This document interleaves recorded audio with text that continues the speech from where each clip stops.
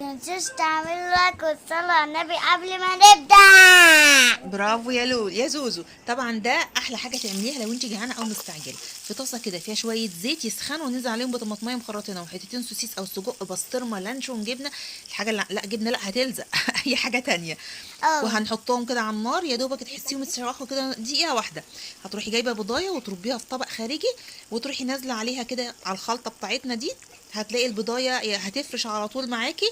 ما تستنيش انها تستوي وهي اول ما تحطيها على طول تروحي نازله بالرغيف بتاعك تحطيه عليه عشان البيض يلزق في الرغيف.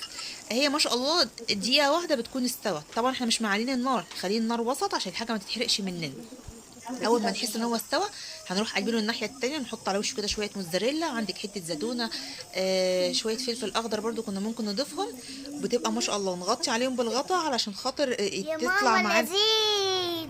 ايوه لذيذ جدا ما شاء الله طعمه كان تحفه.